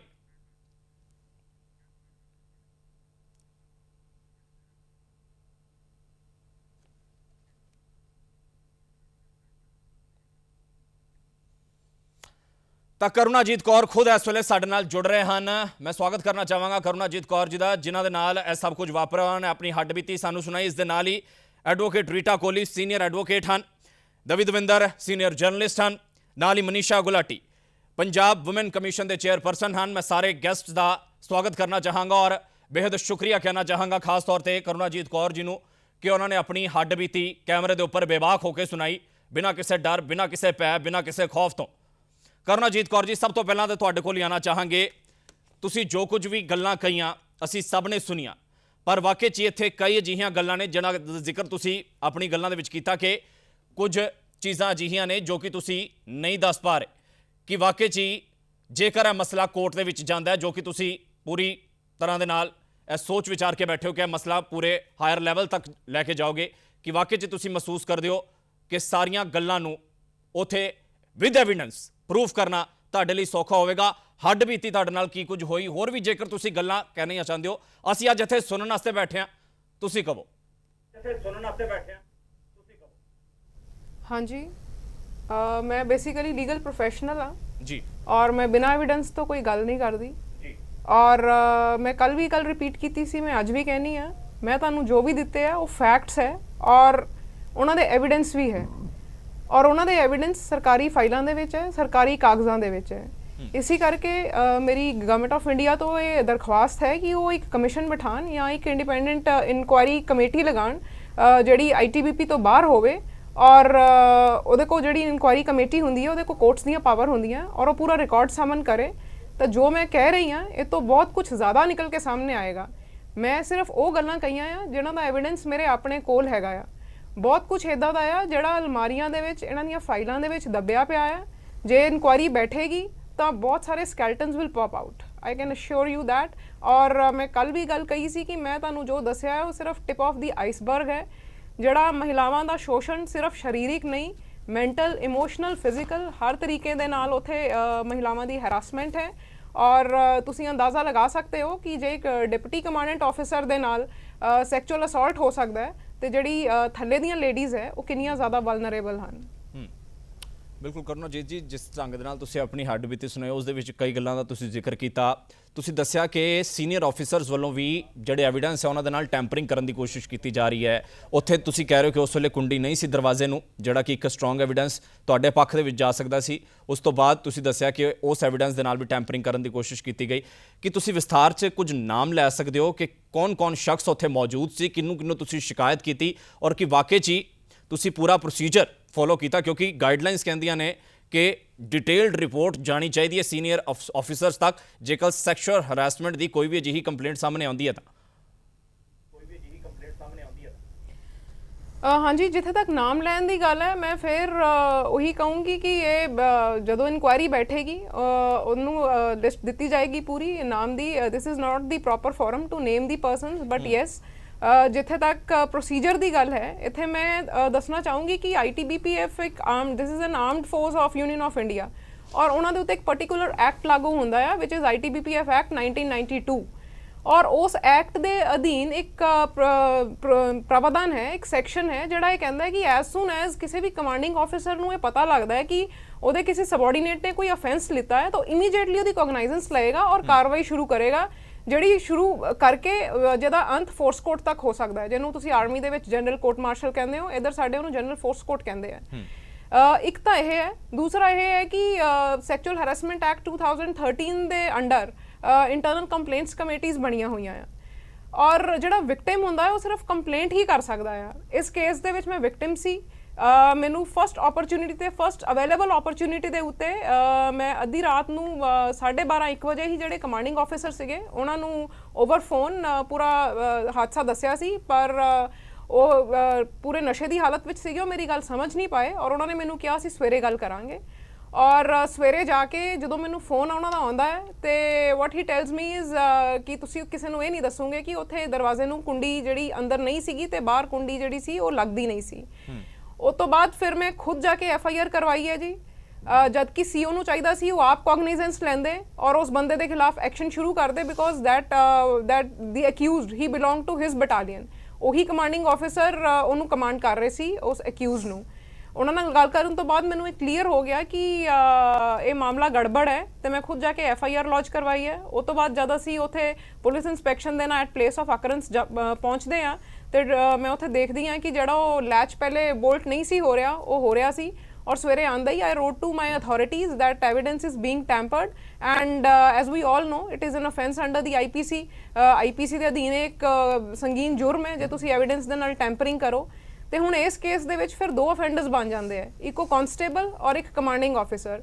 ਤੇ ਅਧਿਕਾਰੀਆਂ ਨੇ ਅੱਜ ਤੱਕ ਨਾ ਹੀ ITBP ਐਕਟ ਦੇ ਅਧੀਨ ਉਸ ਜਿਹੜਾ ਉਹ ਕਾਂਸਟੇਬਲ ਸੀਗਾ ਉਹਦੇ ਅਗੇਂਸਟ ਕੋਈ ਐਕਸ਼ਨ ਤਾਂ ਕੀ ਲੈਣਾ ਸੀ, ਕੋਈ ਕੋਗਨੀਜ਼ੈਂਸ ਵੀ ਨਹੀਂ ਲਈ ਔਰ ਨਾ ਹੀ CO ਸਾਹਿਬ ਦੇ ਖਿਲਾਫ ਕੋਈ ਕੋਗਨੀਜ਼ੈਂਸ ਲਈ ਹੈ। ਔਰ ਉਸ ਤੋਂ ਬਾਅਦ ਮੈਂ ਡਿਟੇਲਡ ਲੈਟਰ ਲਿਖਿਆ ਦੁਬਾਰਾ ਉੱਪਰ ਆਪਣੇ ਸੀਨੀਅਰ ਅਥਾਰਟੀਜ਼ ਨੂੰ, ਉਹਦਾ ਵੀ ਕੋਈ ਉਹਨਾਂ ਨੇ ਕੋਗਨੀਜ਼ੈਂਸ ਨਹੀਂ ਲਿਆ। ਮੈਨੂੰ ਕਦੀ ਉਹਦਾ ਕੋਈ ਜਵਾਬ ਨਹੀਂ ਆਇਆ ਲੈਟਰ ਦਾ। ਫਿਰ ਮੈਂ ਆਪਣੇ DG ਸਾਹਿਬ ਨੂੰ ਮਿਲਣ ਗਈ ਹਾਂ। ਜਦ ਮੈਂ ਉਹਨਾਂ ਨੂੰ ਮਿਲਣ ਗਈ ਹਾਂ ਹਿਸ ਰਿਸਪੌਂਸ ਵਾਸ ਵੈਰੀ ਕੈਜੂਅਲ। ਉਹਨਾਂ ਨੇ ਮੈਨੂੰ ਦੱਸਿਆ ਕਿ ਅਸੀਂ ਤਾਂ ਇਨਕੁਆਇਰੀ ਲਗਾਤੀ ਹੈ। ਤੇ ਮੈਂ ਉਹਨਾਂ ਨੂੰ ਇਹੀ ਪੁੱਛਿਆ ਕਿ ਸਰ ਮੈਂ ਤੁਹਾਨੂੰ 15 ਦਿਨ ਪਹਿਲੇ ਦੱਸਤਾ ਸੀਗਾ ਕਿ CO is tampering with the evidence, ਔਰ ਜਦ ਤੱਕ ਉਹ CO ਕਮਾਂਡ ਦੇ ਵਿੱਚ ਬੈਠੇ ਆ ਇਹ ਜਿਹੜੀ ਇਨਕੁਆਇਰੀ ਆ ਇਹ ਕਾਮਯਾਬ ਨਹੀਂ ਹੋਏਗੀ, ਕਿਉਂਕਿ ਮੇਰੇ ਹੱਕ ਵਿੱਚ ਤਾਂ ਕੋਈ ਗਵਾਹੀ ਦੇਣ ਆਏਗਾ ਹੀ ਨਹੀਂ, because that CO he has to write the ACRs of the persons belonging to the unit. ਮੈਨੂੰ ਤਾਂ ਲੋਕ ਉੱਥੇ ਪਛਾਣੂਗੇ ਹੀ ਨਹੀਂ। ਤੇ ਜਿਹੜੀ ਇਨਕੁਆਇਰੀ ਹੈ ਸ਼ੈਮ ਹੈ ਔਰ ਮੈਂ ਇੱਦਾਂ ਦੀ ਇਨਕੁਆਇਰੀ ਕਰਵਾਉਣੀ ਨਹੀਂ ਹੈ। ਔਰ ਮੈਂ ਇੱਥੇ ਦੁਬਾਰਾ ਇਹ ਦੱਸਣਾ ਚਾਹੂੰਗੀ ਕਿ ਮੈਂ ਇੱਥੇ ਲੀਗਲ ਐਡਵਾਈਜ਼ਰ ਦਾ ਕੰਮ ਕਰ ਰਹੀ ਸੀ। ਪਿਛਲੇ 5 ਸਾਲ ਤੋਂ ਮੈਂ ਇਸ ਫੋਰਸ ਦੇ ਵਿੱਚ ਐਜ਼ ਅ ਡਿਪਟੀ ਜੈਕ ਕੰਮ ਕੀਤਾ ਹੈ ਔਰ ਮੈਂ ਦੇਖਿਆ ਇੱਥੇ ਇਨਕੁਆਇਰੀਜ਼ ਕਿੱਦਾਂ ਹੁੰਦੀਆਂ। ਇਹ ਇਨਕੁਆਇਰੀਜ਼ ਲਗਾਉਂਦੇ ਆ ਸਿਰਫ ਫਾਈਲ ਦਾ ਪੇਟ ਭਰਨ ਦੇ ਲਈ ਔਰ ਵਿਦ ਅ ਪ੍ਰੀ ਜੱਜਡ ਮਾਈਂਡ। ਇਹਨਾਂ ਨੇ ਆਪਣਾ ਮਨ ਪਹਿਲੇ ਹੀ ਬਣਾਇਆ ਹੁੰਦਾ ਕਿ ਉਹਦਾ ਸਿੱਟਾ ਅਸੀਂ ਕੀ ਕੱਢਣਾ ਹੈ ਤੇ ਸਿਰਫ ਕਾਗਜ਼ ਭਰਨ ਦੇ ਲਈ ਉਹ ਇੱਕ ਇਨਕੁਆਇਰੀ ਬੈਠਦੀ ਹੈ। ਔਰ ਇਸੇ ਕਰਕੇ ਮੇਰੀ ਸ਼ੁਰੂ ਤੋਂ ਇਹਨਾਂ ਦੇ ਨਾਲ ਇੱਕ ਟਸਲ ਵੀ ਰਹੀ ਹੈ, ਕਿਉਂਕਿ ਮੈਂ ਲੀਗਲ ਐਡਵਾਈਜ਼ਰ ਹੁੰਦੀ ਸੀ and I would always guide them. ਮੇਰੇ ਕੋਲ ਓਪੀਨੀਅਨ ਦੀ ਫਾਈਲਸ ਆਉਂਦੀਆਂ ਸੀ ਤੇ ਮੈਂ ਇਹਨਾਂ ਨੂੰ ਓਪੀਨੀਅਨ ਲਿਖ ਕੇ ਦਿੰਦੀ ਸੀ ਕਿ ਇਹ ਇਦਾਂ ਨਹੀਂ ਇਦਾਂ ਹੋਣਾ ਹੈ। ਔਰ ਮੇਰੀ ਇਸ ਗੱਲ ਤੋਂ ਇਹ ਬਹੁਤ ਖੁਸ਼ ਨਹੀਂ ਸੀ ਹੁੰਦੇ ਔਰ ਮੈਨੂੰ ਬਹੁਤ ਪ੍ਰੈਸ਼ਰਾਈਜ਼ ਕਰਦੇ ਸੀ ਆਪਣੀ ਓਪੀਨੀਅਨਸ ਚੇਂਜ ਕਰਨ ਨੂੰ। ਔਰ ਜਦ ਮੈਂ ਨਹੀਂ ਕਰਦੀ ਸੀ ਤਾਂ ਮੈਨੂੰ ਬਹੁਤ ਹੈਰਾਸ ਵੀ ਕੀਤਾ ਗਿਆ ਹੈ। ਜਿਹੜੀਆਂ ਮੇਰੀਆਂ ਵੀਕਨੈਸਿਸ ਹੈ in case of woman, problem ਇਹ ਹੋ ਜਾਂਦੀ ਹੈ ਕਿ ਜੇ ਮੈਨੂੰ ਇਹਦਾ ਲੱਗਦਾ ਹੈ ਕਿ ਕੋਈ ਮੇਲ ਆਫਿਸਰ ਹੋਵੇ ਤੇ ਉਹਦੇ ਨਾਲ ਜਿਹੜੀ ਲੜਾਈ ਹੈ ਫਿਰ ਉਹ ਫਾਈਲ ਤੇ ਹੀ ਰਹਿੰਦੀ ਹੈ। In case of woman we are as such vulnerable ਤੇ ਉਹ ਹੋਰ ਪਾਸੇ ਨੂੰ ਗੱਲਾਂ ਚੱਲੀਆਂ ਜਾਂਦੀਆਂ। ਮੈਂ ਮੇਰੀ ਛੋਟੀ ਬੇਟੀ ਮੇਰੇ ਨਾਲ ਰਹਿੰਦੀ ਹੈ, ਇਹਨਾਂ ਨੂੰ ਪਤਾ ਹੈ ਕਿ ਮੈਂ ਇਕੱਲੀ ਉਹਨੂੰ ਲੈ ਕੇ ਰਹਿ ਰਹੀ ਹਾਂ ਤੇ ਮੈਨੂੰ ਇਦਾਂ ਦੇ ਆਰਡਰਸ ਦਿੰਦੇ ਸੀ ਕਿ ਮੈਂ ਪਰੇਸ਼ਾਨ ਹੋਵਾਂ। ਮੈਨੂੰ ਸ਼ਾਮ ਨੂੰ ਆਰਡਰਸ ਆ ਰਹੇ ਕਿ ਤੂੰ ਸਵੇਰੇ ਫਲਾਨੀ ਜਗ੍ਹਾ ਚਲੇ ਜਾ, ਉੱਥੇ ਕੋਰਟ ਦੀ ਹੀਅਰਿੰਗ ਹੈ, ਜਦਕਿ ਕੋਰਟ ਦੀ ਹੀਅਰਿੰਗ ਦਾ ਬੰਦੇ ਨੂੰ ਬਹੁਤ ਪਹਿਲਾਂ ਤੋਂ ਪਤਾ ਹੁੰਦਾ ਹੈ। ਫਿਰ ਜਿਹੜਾ ਸਾਨੂੰ ਬਾਰਡਰ ਤੇ ਵੀ ਭੇਜਿਆ ਗਿਆ, ਇਹ ਲਾਸਟ ਜੂਨ ਦੇ ਵਿੱਚ we got to know that the JAG officers will be sent to borders some time. ਔਰ ਮੈਂ ਇਹਨਾਂ ਨੂੰ ਦਰਖਾਸਤ ਕੀਤੀ ਸੀ ਕਿ ਮੇਰੀ ਜਿਹੜੀ ਤੁਸੀਂ ਟ੍ਰੇਨਿੰਗ ਹੈਗੀ ਆ, ਬਾਰਡਰ ਵਿਜ਼ਿਟ ਹੈਗੀ ਹੈ, ਉਹ ਤੁਸੀਂ ਮਈ ਜੂਨ ਦੇ ਵਿੱਚ ਲਗਾਉਣਾ ਜਦੋਂ ਮੇਰੇ ਬੱਚੇ ਦੀ ਛੁੱਟੀ ਹੋਏਗੀ। ਪਰ ਇਹਨਾਂ ਨੇ ਜਸਟ ਟੂ ਹੈਰਾਸ ਮੀ ਮੈਨੂੰ ਡਾਇਰੈਕਸ਼ਨ ਦਿੱਤੀ ਕਿ ਤੂੰ 8 ਮਾਰਚ ਨੂੰ ਹੀ ਉੱਥੇ ਜਾਏਂਗੀ। ਤੋ ਇਹ ਦਿਸ ਇਜ਼ ਨਾਟ ਜੈਂਡਰ ਸੈਂਸਿਟਾਈਜੇਸ਼ਨ। ਜਦ ਅਸੀਂ ਔਰਤਾਂ ਨੂੰ ਭਰਤੀ ਕਰਦੇ ਹਾਂ, ਅਸੀਂ ਕਹਿੰਦੇ ਹਾਂ ਕਿ ਔਰਤਾਂ ਨੂੰ ਅਸੀਂ ਅੱਗੇ ਲੈ ਕੇ ਆਉਣਾ ਹੈ ਤੇ ਔਰਤਾਂ ਦੇ ਨਾਲ ਬਹੁਤ ਇੱਕ ਹੋਰ ਪੈਰਾਫਿਨੇਲੀਆ ਹੈ, ਸਾਨੂੰ ਉਹਦੇ ਬਾਰੇ ਵੀ ਸੋਚਣਾ ਪਏਗਾ ਔਰ ਫੈਸਿਲਿਟੇਟ ਕਰਨਾ ਪਏਗਾ। ਕੋਈ ਕ੍ਰੈਚਿਸ ਨਹੀਂ ਹੈ ਬੱਚਿਆਂ ਨੂੰ। ਮੈਨੂੰ ਯਾਦ ਹੈ ਕਿ ਮੈਨੂੰ ਲਾਸਟ ਈਅਰ ਰੇਜ਼ਿੰਗ ਡੇ, ਸਾਡਾ ਕੱਲ ਵੀ ਰੇਜ਼ਿੰਗ ਡੇ ITBP ਦਾ 24 ਅਕਤੂਬਰ ਨੂੰ ਹੁੰਦਾ ਹੈ। ਉੱਥੇ ਬੜੀ ਧੂਮਧਾਮ ਨਾਲ ਕੱਲ ਵੀ ਦਿੱਲੀ 'ਚ ਮਨਾਇਆ ਜਾਏਗਾ ਔਰ ਲੇਡੀਜ਼ ਨੂੰ ਉੱਥੇ ਵਰਦੀ ਆ ਕੇ ਸ਼ੋਕੇਸ ਕੀਤਾ ਜਾਏਗਾ। ਮੈਨੂੰ ਵੀ ਪਰੇਡ ਕਮਾਂਡਰ ਦੇ ਲਈ ਬੁਲਾਇਆ ਗਿਆ ਸੀ। ਮੇਰਾ ਛੋਟਾ ਬੱਚਾ ਸੀ। ਜਦੋਂ ਤੁਸੀਂ ਪਰੇਡ ਤੇ ਜਾਣਾ ਹੁੰਦਾ ਤਾਂ ਤੁਹਾਨੂੰ ਇਹ ਤਾਂ ਪਤਾ ਹੁੰਦਾ ਕਿ ਮੈਂ ਜਾਣਾ ਹੈ, ਤੁਸੀਂ ਵਾਪਸ ਕਦ ਆਉਣਾ ਹੈ ਤੁਹਾਨੂੰ ਨਹੀਂ ਪਤਾ ਹੁੰਦਾ। ਔਰ ਜਿਹਨਾਂ ਦੇ ਛੋਟੇ ਬੱਚੇ ਹੈ, ਜੇ ਤੁਸੀਂ ਉਹਨਾਂ ਨੂੰ ਬੁਲਾ ਰਹੇ ਹੋ, ਕੋਈ ਬੱਚਿਆਂ ਦਾ ਅਰੇਂਜਮੈਂਟ ਕਰੋ, ਕੋਈ ਇੱਦਾਂ ਦਾ ਅਰੇਂਜਮੈਂਟ ਕਰੋ ਕਿ ਤੁਸੀਂ ਨਾਲ ਕਿਸੇ ਫੈਮਿਲੀ ਮੈਂਬਰ ਨੂੰ ਲੈ ਕੇ ਆ ਰਹੇ ਹੋ ਤਾਂ ਉਹਨਾਂ ਨੂੰ ਉੱਥੇ ਰੱਖਿਆ ਜਾਵੇ। ਮੈਂ ਜਦ ਉਦੋਂ ਵੀ ਗਈ ਸੀ, ਮੈਂ ਆਪਣੀ ਬੱਚੀ ਨੂੰ ਨਾਲ ਲੈ ਕੇ ਗਈ ਸੀ, ਮੇਰੇ ਹਸਬੈਂਡ ਗਏ ਸੀ। ਉੱਥੇ ਜਦ ਮੈਂ ਗਈ ਤਾਂ ਮੈਨੂੰ ਦੱਸਿਆ ਗਿਆ ਜੀ ਮੈਸ 'ਚ ਤਾਂ ਕਮਰਾ ਹੈ ਨਹੀਂ ਔਰ ਉਹ ਪੂਰਾ ਇੱਕਦਮ ਕਿਸੇ ਪਿੰਡਾਂ ਦੇ ਵਿੱਚ ਏਰੀਆ ਹੈਗਾ ਆ। ਮੈਂ ਬੱਚੇ ਨੂੰ ਲੈ ਕੇ ਕਿੱਥੇ ਜਾਵਾਂ?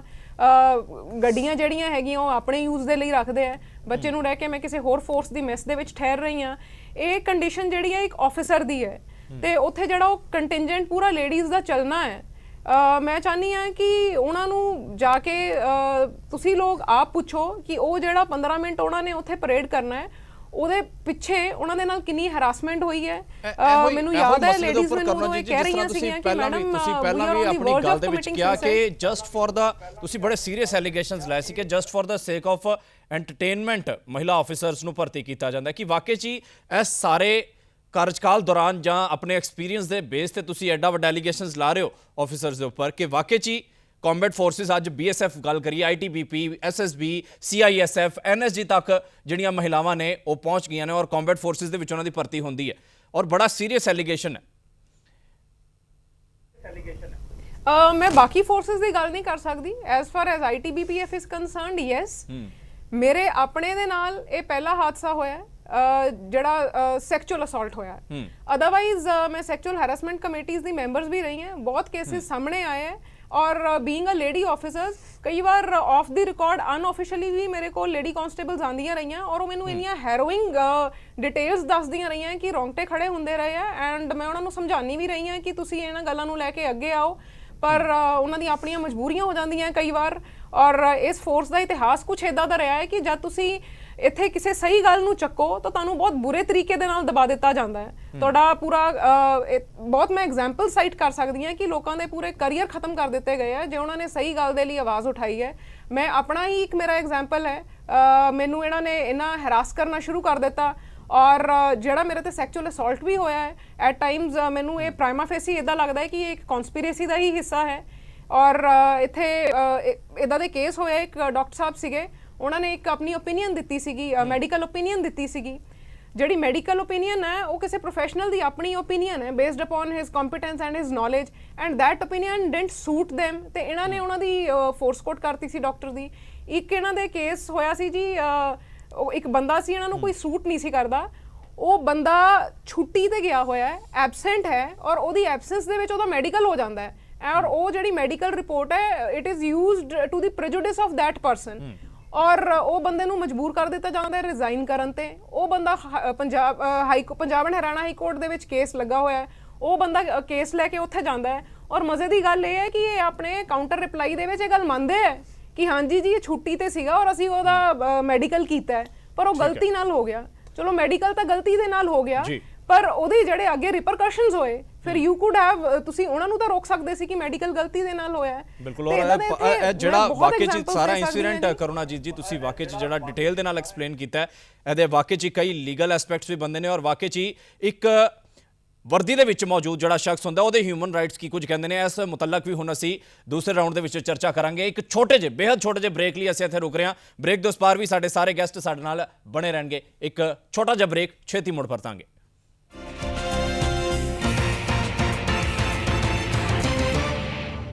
ਬ੍ਰੇਕ ਤੋਂ ਬਾਅਦ ਸਾਰੇ ਦਰਸ਼ਕਾਂ ਦਾ ਸਵਾਗਤ ਹੈ ਵਿਚਾਰ ਤਕਰਾਰ ਦੇ ਅੱਜ ਦੇ ਇਸ ਪ੍ਰੋਗਰਾਮ ਦੇ ਵਿੱਚ ਅਸੀਂ ਜਿਹੜਾ ਮੁੱਦਾ ਚੁੱਕਿਆ ਹੈ ਉਹ ਹੈ ਮਹਿਲਾਵਾਂ ਦੀ ਸੁਰੱਖਿਆ ਉਹ ਵੀ ਸੁਰੱਖਿਆ ਫੋਰਸਿਸ ਦੇ ਵਿੱਚ ਜਾਂ ਸਿਕਿਉਰਿਟੀ ਫੋਰਸਿਸ ਦੇ ਵਿੱਚ ITBP ਦੇ ਸਾਬਕਾ ਡਿਪਟੀ ਕਮਾਂਡੈਂਟ ਵੱਲੋਂ ਸੰਗੀਨ ਇਲਜ਼ਾਮ ਆਫੀਸਰਸ ਤੇ ਲਗਾਏ ਗਏ ਉਹਨਾਂ ਦੀ ਗੱਲ ਨਹੀਂ ਸੁਣੀ ਗਈ ਔਨ ਡਿਊਟੀ ਜਦੋਂ ਉਹ ਮੌਜੂਦ ਸਨ ਬਾਰਡਰ ਨੇੜੇ ਤੇ ਉਹਨਾਂ ਦੇ ਨਾਲ ਸੈਕਸ਼ੂਅਲ ਹਰਾਸਮੈਂਟ ਦੀ ਘਟਨਾ ਵਾਪਰੀ ਉਸ ਤੋਂ ਬਾਅਦ ਉਹਨਾਂ ਨੇ ਪੂਰੀ ਹੱਡ ਬੀਤੀ ਬ੍ਰੇਕ ਤੋਂ ਜਾਣ ਤੋਂ ਪਹਿਲਾਂ ਸਾਨੂੰ ਸੁਣਾਈ ਸੀ ਪਰ ਹੁਣ ਆਪਾਂ ਇਸ ਮੁੱਦੇ ਨੂੰ ਅੱਗੇ ਵਧਾਉਂਦੇ ਹਾਂ ਤੇ ਜਾਣਨ ਦੀ ਕੋਸ਼ਿਸ਼ ਕਰਦੇ ਹਾਂ ਕਿ ਕੀ ਕੁਝ ਹੋ ਸਕਦਾ ਹੈ ਜੇਕਰ ਸੈਂਟਰਲ ਸਿਕਿਉਰਿਟੀ ਫੋਰਸਿਸ ਦੇ ਵਿੱਚ ਅਜਿਹੀ ਕੋਈ ਗੱਲਬਾਤ ਹੁੰਦੀ ਹੈ ਤਾਂ ਸਾਡੇ ਨਾਲ ਮਨੀਸ਼ਾ ਗੁਲਾਟੀ ਜੀ ਵੀ ਜੁੜੇ ਹੋਏ ਹਨ ਉਹਨਾਂ ਕੋਲੋਂ ਜਾਣਨ ਦੀ ਕੋਸ਼ਿਸ਼ ਕਰਦੇ ਹਨ ਵਿਮਨ ਕਮਿਸ਼ਨ ਦੇ ਚੇਅਰਪਰਸਨ ਹਨ ਮਨੀਸ਼ਾ ਜੀ ਸਾਰੀ ਹੱਡ ਬੀਤੀ ਤੁਸੀਂ ਸੁਣੀ ਔਰ ਵਾਕਈ 'ਚ ਹੀ ਰੌਂਗਟੇ ਖੜੇ ਹੋ ਜਾਂਦੇ ਨੇ ਇਹ ਸਾਰੀਆਂ ਗੱਲਾਂ ਸੁਣ ਕੇ ਜੇਕਰ ਇਹੋ ਜਿਹੀ ਕੋਈ ਹਰਕਤ ਸਾਡੀਆਂ ਕਿਸੇ ਧੀ ਭੈਣ ਨੇ ਆ ਕੇ ਸਾਨੂੰ ਦੱਸੀ ਹੁੰਦੀ ਤਾਂ ਵਾਕਈ 'ਚ ਹੀ ਪੰਜਾਬੀ ਤਾਂ ਆਪਣੀ ਅਣਖ ਖਾਤਰ ਜਾਣੇ ਜਾਂਦੇ ਹਨ। ਕੀ ਸਮਝਦੇ ਹੋ ਸਿਕਿਉਰਿਟੀ ਫੋਰਸਿਸ ਦੇ ਵਿੱਚ ਜੇਕਰ ਅਜਿਹੀ ਕੋਈ ਹਰਕਤ ਹੁੰਦੀ ਕੋਈ ਗੱਲਬਾਤ ਹੁੰਦੀ ਹੈ ਕੀ ਕੁਝ ਇਹਦੇ ਲੀਗਲ ਐਸਪੈਕਟ ਹੋ ਸਕਦੇ ਨੇ ਕੀ ਕੁਝ ਪੋਸੀਬਿਲਿਟੀ ਹੋ ਸਕਦੀ ਹੈ ਐਕਸ਼ਨ ਦੀ?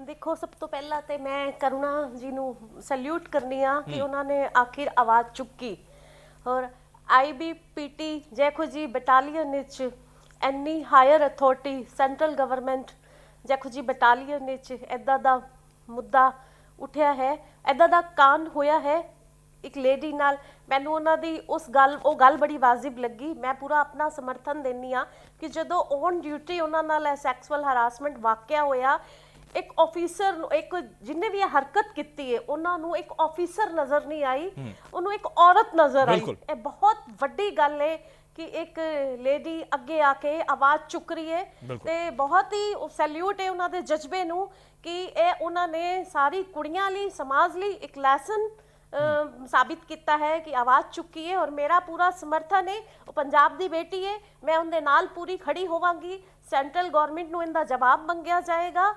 ਸਿੱਧਾ ਸੈਕਸੁਅਲ ਹਰਾਸਮੈਂਟ ਦਾ ਮੈਟਰ ਬਣਦਾ ਹੈ, ਬੱਚੀ ਨੂੰ ਇਨਸਾਫ ਮਿਲਣਾ ਚਾਹੀਦਾ ਹੈ। ਬਹੁਤ ਸਾਰੀ ਇਹਦੇ ਤੇ ਕਾਰਵਾਈ, ਕਾਨੂੰਨੀ ਕਾਰਵਾਈ ਹੋ ਸਕਦੀ ਹੈ। ਜਿਹੜੇ ਐਕਸ਼ਨ ਇਹਦੇ ਤੇ ਜਿਹੜੀ ਧਾਰਾਵਾਂ ਦੱਸੀਆਂ ਜਾਣਗੀਆਂ, ਸਾਡੇ ਨਾਲ ਰੀਟਾ ਕੋਹਲੀ ਜੀ ਹੈਗੇ ਨੇ, ਉਹਨਾਂ ਦਾ ਵੀ ਸੇਮ ਇਹੋ ਮੋਟਿਵ ਹੈ ਕਿ ਮੇਰੀ ਉਹਨਾਂ ਨਾਲ ਫੋਨ ਤੇ ਗੱਲ ਹੁੰਦੀ ਰਹਿੰਦੀ ਹੈ, ਬਹੁਤ ਸਪੋਰਟ ਕਰਦੇ ਨੇ ਉਹ ਸਾਨੂੰ ਵੀ, ਉਹ ਸਾਡੇ ਨਾਲ ਮਿਲ ਕੇ ਕੰਮ ਕਰਨ ਨੂੰ ਵੀ ਤਿਆਰ ਨੇ। ਮੈਂ ਆਉਣ ਵਾਲੇ ਟਾਈਮ ਵਿੱਚ ਉਹਨਾਂ ਨਾਲ ਕਰਨ ਵਾਲੀ ਹਾਂ ਕੰਮ ਕਿ ਪੰਜਾਬ ਵਿੱਚ ਇਹ ਤੇ ਚਲੋ ਇਹ ਲੜਕੀ ਕਰੁਣਾ ਖੜੀ ਹੋ ਗਈ, ਪੰਜਾਬ ਵਿੱਚ ਵੀ ਬਹੁਤ ਸਾਰੇ ਇਹੋ ਜਿਹੇ ਮੈਟਰ ਹੈਗੇ ਨੇ ਕਿ ਲੜਕੀਆਂ ਨਾਲ ਹੋ ਰਹੀ ਹੈ ਹਰਾਸਮੈਂਟ। ਬਿਲਕੁਲ ਮੇਰੇ ਕੋਲ ਰੋਜ਼ ਦੇ ਕਾਫੀ ਕੇਸ ਆਉਂਦੇ ਨੇ। ਬਿਲਕੁਲ। ਔਰ ਮਨੀਸ਼ਾ ਜੀ ਵਾਕਈ ਚ ਜਿਸ ਢੰਗ ਨਾਲ ਕਰੁਣਾ ਜੀ ਨੇ ਵੀ ਗੱਲ ਕੀਤੀ ਕਿ ਜਿਸ ਢੰਗ ਨਾਲ ਕਰੁਣਾ ਜੀ ਨੇ ਵੀ ਗੱਲ ਕੀਤੀ ਕਿ ਤੁਸੀਂ ਜੇਕਰ ਇੱਕ ਆਮ ਸ਼ਖਸ ਹੋ, ਜੇਕਰ ਤੁਸੀਂ ਸਿਵਲ ਹੋ ਤਾਂ ਤੁਹਾਡੇ ਉੱਪਰ ਕੁਝ ਹੋਰ ਤਰ੍ਹਾਂ ਦੇ ਰੂਲ ਲਾਗੂ ਹੁੰਦੇ ਨੇ, ਪਰ ਜੇਕਰ ਤੁਸੀਂ ਫੌਜ ਦੇ ਵਿੱਚੋਂ, ਮਿਲਟਰੀ ਦੇ ਵਿੱਚੋਂ, ਸੈਂਟਰਲ ਫੋਰਸਿਸ ਦੇ ਵਿੱਚੋਂ ਤਾਂ ਕੁਝ ਹੋਰ ਤਰ੍ਹਾਂ ਦੇ ਰੂਲ ਲਾਗੂ ਹੁੰਦੇ ਨੇ। ਜਾਨਣਾ ਜ਼ਰੂਰ ਚਾਹਾਂਗੇ ਤੁਹਾਡੇ ਕੋਲੋਂ ਵਿਮਨ ਕਮਿਸ਼ਨ ਦੇ ਕਿ ਵਾਕਈ ਚ ਪ੍ਰੈਰੋਗੇਟਿਵ ਚਾਹੁੰਦੀਆਂ ਇਹ ਚੀਜ਼ਾਂ ਕਿ ਵਿਮਨ ਕਮਿਸ਼ਨ ਵੱਲੋਂ ਕੋਈ ਸੋ ਮੋਟੋ ਲਿਆ ਜਾ ਸਕਦਾ ਹੈ। ਅਸੀਂ ਇਹ ਦਾਇਰਾ ਜ਼ਰੂਰ ਸਮਝਣਾ ਚਾਹਾਂਗੇ ਇਸ ਚੀਜ਼ ਦਾ।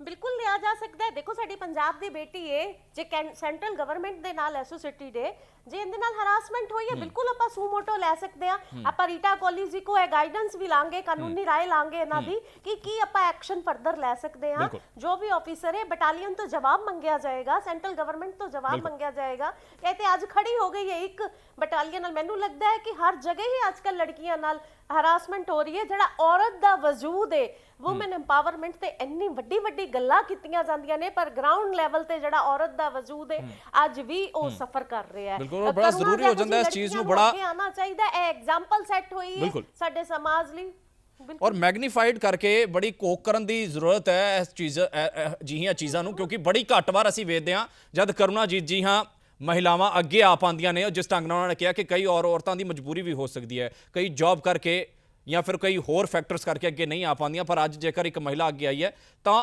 ਇਨਸਾਫ ਜ਼ਰੂਰ ਮਿਲਣਾ ਚਾਹੀਦਾ ਹੈ। ਰੀਟਾ ਕੋਹਲੀ ਜੀ ਸਾਡੇ ਨਾਲ ਜੁੜੇ ਹੋਏ ਹਨ। ਤੁਸੀਂ ਜ਼ਿਕਰ ਕੀਤਾ ਲੀਗਲ ਪੱਖ, ਅਸੀਂ ਜਾਣਨ ਦੀ ਜ਼ਰੂਰ ਕੋਸ਼ਿਸ਼ ਕਰਾਂਗੇ। ਰੀਟਾ ਜੀ ਕੀ ਸਮਝਦੇ ਹੋ ਕਿ ਕੁਝ ਲੀਗਲ ਦਾਇਰਾ ਹੋ ਸਕਦਾ ਹੈ? ਕਿਉਂਕਿ ਬੜੀ ਵਾਰ ਹੁੰਦਾ ਹੈ ਲੀਗਲ ਐਂਟੈਂਗਲਸ ਜਿਹੇ ਗੁੰਝਲਾਂ ਵਿੱਚ ਉਲਝ ਜਾਂਦਾ ਹੈ ਅਜਿਹਾ ਮਸਲਾ ਕਿ ਉਸ ਦਾ ਕੋਈ ਸਾਰਥਕ ਹੱਲ ਨਹੀਂ ਨਿਕਲ ਪਾਉਂਦਾ।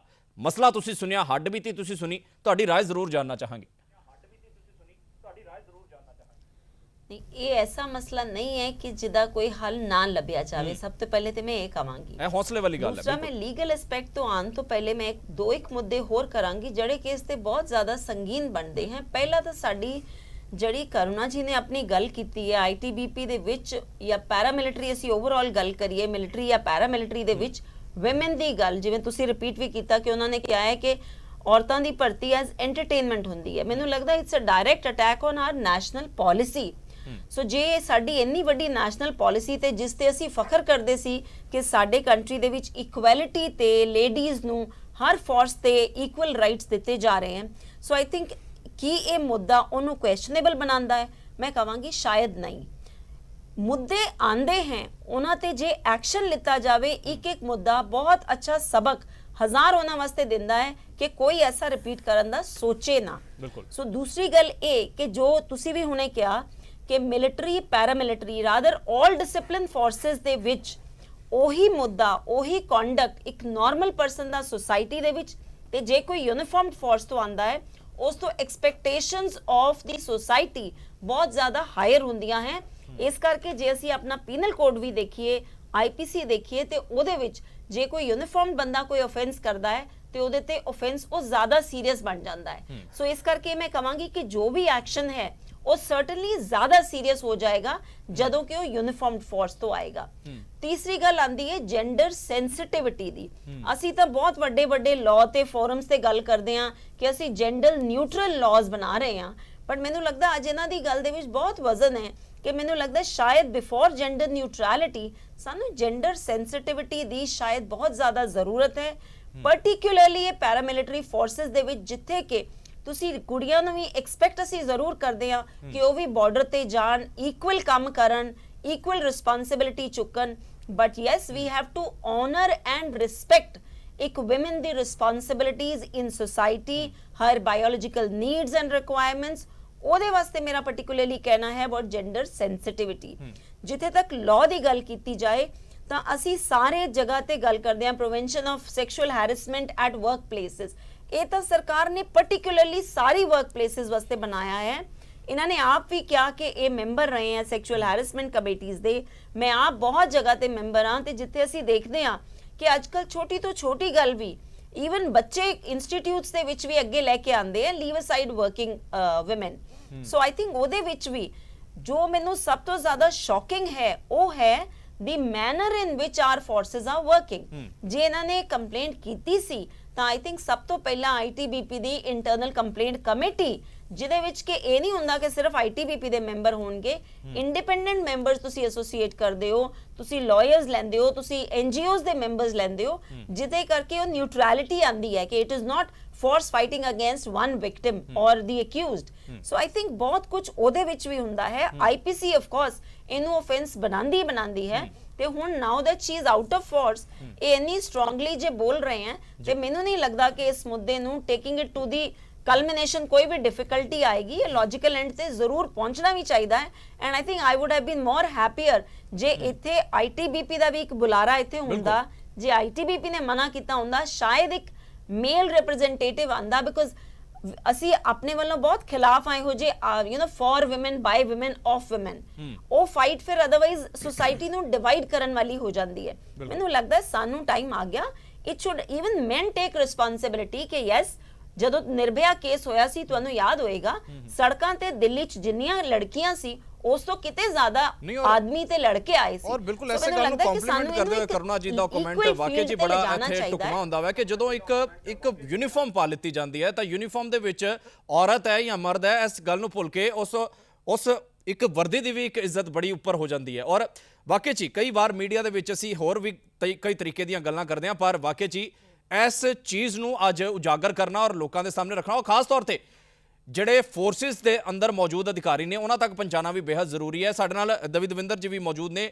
ਬੀਇੰਗ ਅ ਜਰਨਲਿਸਟ ਤੁਹਾਡੇ ਕੋਲੋਂ ਜ਼ਰੂਰ ਕਮੈਂਟ ਲੈਣਾ ਚਾਹਾਂਗੇ। ਕਈ ਵਾਰ ਹੁੰਦੀਆਂ ਕਈ ਚੀਜ਼ਾਂ ਕਲਾਸੀਫਾਈਡ ਹੁੰਦੀਆਂ, ਕਈ ਚੀਜ਼ਾਂ ਹੁੰਦੀਆਂ ਨੇ ਜਿਨ੍ਹਾਂ ਨੂੰ ਦਬਾਅ ਵੀ ਦਿੱਤਾ ਜਾਂਦਾ ਜਾਂ ਫਿਰ ਸਿਕਿਉਰਿਟੀ ਰੀਜ਼ਨ ਕਰਕੇ ਨਹੀਂ ਜਨਤਕ ਕੀਤਾ ਜਾਂਦਾ। ਕੀ ਸਮਝਦੇ ਹੋ ਅਜਿਹਾ ਮਾਮਲਾ ਅੱਜ ਇੱਕ ਪਬਲਿਕ ਪਲੇਟਫਾਰਮ ਤੇ ਸਾਹਮਣੇ ਆਇਆ ਹੈ?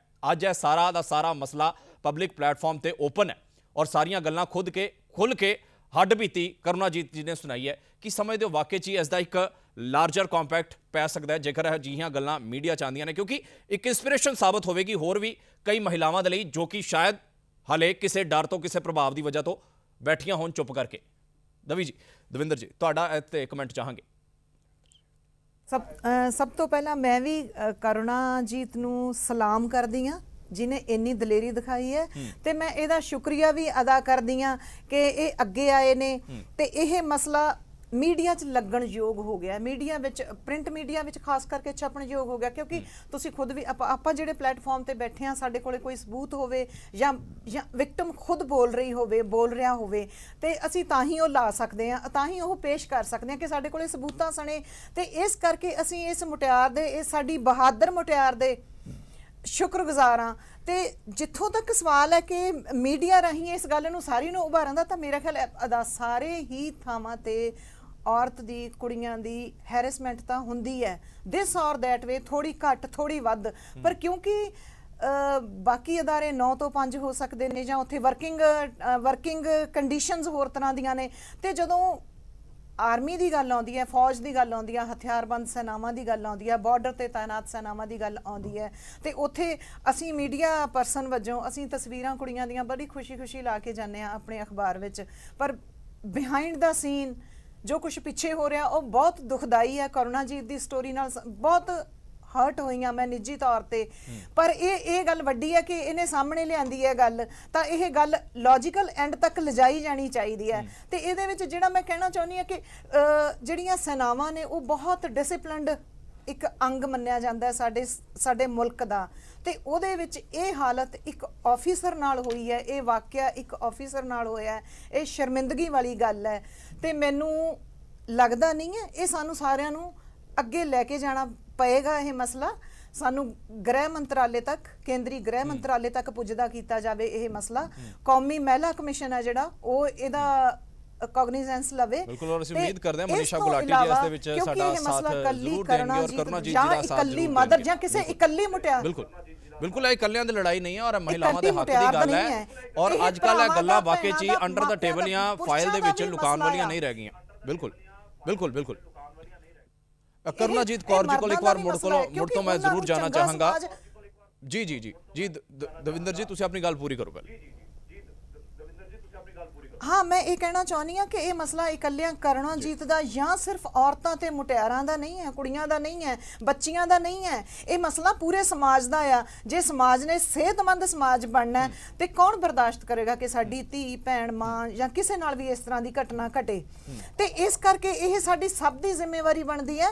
ਇਹ ਸਭ ਤੋਂ ਮੇਰਾ ਮਤਲਬ ਹੈ ਪਿਓਾਂ ਤੋਂ, ਭਰਾਵਾਂ ਤੋਂ, ਭੈਣਾਂ ਨੂੰ, ਮਾਵਾਂ ਨੂੰ ਤੇ ਨੌਜਵਾਨਾਂ ਨੂੰ, ਮਟਿਆਰਾਂ ਨੂੰ ਇਹਦੇ ਹੱਕ 'ਚ ਇਹ ਇਕੱਲੇ ਅਸੀਂ ਇਹਨੂੰ ਕਰੁਣਾਜੀਤ ਆਈਸੋਲੇਟ ਕਰਕੇ ਨਹੀਂ ਦੇਖ ਸਕਦੇ। ਇਹ ਇੱਕ ਵੱਡਾ ਮਸਲਾ ਆ ਜਿੱਥੇ ਹਥਿਆਰਬੰਦ ਸੈਨਾਵਾਂ ਵਿੱਚ ਇਹੋ ਜੀ ਕੁਤਾਹੀ ਹੋਈ ਹੈ। ਤੇ ਉਹ ਸਭ ਤੋਂ ਵੱਡੀ ਗੱਲ ਹੈ ਕਿ ਬੀਇੰਗ ਮੀਡੀਆ ਪਰਸਨ ਮੈਨੂੰ ਇਹ ਨਜ਼ਰ ਆ ਰਿਹਾ ਹੈ ਸਟੋਰੀਜ਼ ਘੜੀਆਂ ਜਾਣਗੀਆਂ। ਇਸ ਇੰਨੀ ਸ਼ਾਨਦਾਰ ਕੁੜੀ ਜੋ ਮੈਨੂੰ ਤਾਂ ਸ਼ਾਨਦਾਰ ਲੱਗੀ, ਜਿਹਨੇ ਇੰਨੀ ਦਲੇਰੀ ਨਾਲ ਇਹ ਮਸਲਾ ਚੁੱਕਿਆ ਤੇ ਇਹਦੇ ਖਿਲਾਫ ਸਟੋਰੀਜ਼ ਘੜੀਆਂ ਜਾਣਗੀਆਂ। ਇੱਕ ਪੈਰਲਲ ਖੜਾ ਕੀਤਾ ਜਾਏਗਾ ਫਰੰਟ। ਇਹਦੇ ਕਿਰਦਾਰ ਤੇ ਸਵਾਲ ਉੱਠਣਗੇ, ਪਰ ਕਿਰਦਾਰ ਤੇ ਸਵਾਲ ਉੱਠਣ ਤੋਂ ਪਹਿਲਾਂ ਮੇਰਾ ਸਵਾਲ ਇਹ ਹੈ ਕਿ ਉਹ ਸੈਨਾ ਕੋਲੇ ਜਿਹਦੇ ਕੋਲੇ ਸੰਚਾਰ ਦਾ ਸਾਧਨ ਹੀ ਨਹੀਂ ਕੋਈ, ਉਹ ਤਾਂ ਮੁਲਕ ਦੀ ਸੁਰੱਖਿਆ ਲਈ ਵੀ ਖਤਰਾ ਨੇ। ਬਿਲकुल ਵਾਕਈ ਉਹਨਾਂ ਦੇ ਖਿਲਾਫ ਬਹੁਤ ਵੱਡੀ ਕਾਰਵਾਈ ਹੋਣੀ ਚਾਹੀਦੀ ਹੈ। ਤੈਨੂੰ ਇਹ ਮਸਲਾ ਬਹੁਤ ਗੰਭੀਰਤਾ ਨਾਲ ਲਿਆ ਜਾਣਾ ਚਾਹੀਦਾ ਹੈ। ਬਿਲਕੁਲ ਉਮੀਦ ਅਸੀਂ ਵੀ ਇਹੀ ਕਰਦੇ ਹਾਂ ਕਿ ਮਸਲੇ ਨੂੰ ਗੰਭੀਰਤਾ ਨਾਲ ਜ਼ਰੂਰ ਲਿਆ ਜਾਵੇ। ਔਰ ਖੁਦ ਕਰੁਣਾਜੀਤ ਕੌਰ ਜੀ ਖੁਦ ਕਈ ਤਰ੍ਹਾਂ ਦੇ ਲੀਗਲ ਐਸਪੈਕਟਸ ਵੀ ਜਾਣਦੇ ਨੇ। ਕਰੁਣਾਜੀਤ ਜੀ, ਇੱਕ ਵਾਰ ਮੁੜ ਤੋਂ ਤੁਹਾਡੇ ਕੋਲ ਆਉਣਾ ਚਾਹਾਂਗੇ। ਫੋਰਸਿਸ ਦੀ ਗੱਲ ਅੱਜ ਅਸੀਂ ਇੱਥੇ ਚੁੱਕੀ ਹੈ ਔਰ ਤੁਸੀਂ ਚੁੱਕੀ ਸਭ ਤੋਂ ਪਹਿਲਾਂ, ਤੇ ਹੀ ਅਸੀਂ ਇਸ ਕਾਬਲ ਹੋਇਆ ਕਿ ਅੱਜ ਇਸ ਮਸਲੇ ਦੇ ਉੱਪਰ ਵਿਚਾਰ ਤਕਰਾਰ ਕੀਤਾ ਜਾ ਸਕੇ।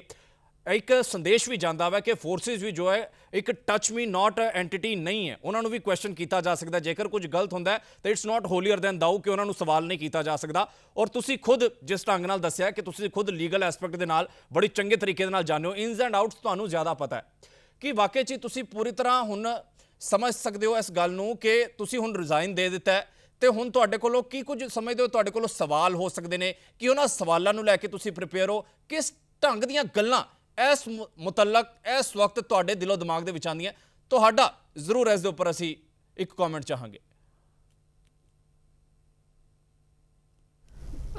ਐਕਚੁਅਲੀ ਮੈਂ ਇਸ ਬਾਰੇ ਜ਼ਿਆਦਾ ਸੋਚਦੀ ਨਹੀਂ ਹੈ ਕਿ ਇਹ ਮੇਰੇ ਉੱਤੇ ਵਾਪਸ ਕਿੱਦਾਂ ਆਏਗਾ। ਮੈਂ ਹਮੇਸ਼ਾ ਮੇਰੀ ਬਚਪਨ ਤੋਂ ਆਦਤ ਰਹੀ ਹੈ ਕਿ ਸਿੱਧਾ ਫਿਊਚਰ ਦੇ ਵਿੱਚ ਦੇਖੋ। ਮੈਂ ਇੱਕ ਆਪਣੇ ਮਨ ਦੇ ਵਿੱਚ ਜਜ਼ਬਾ ਲੈ ਕੇ ਉੱਥੋਂ ਆਈ ਹਾਂ।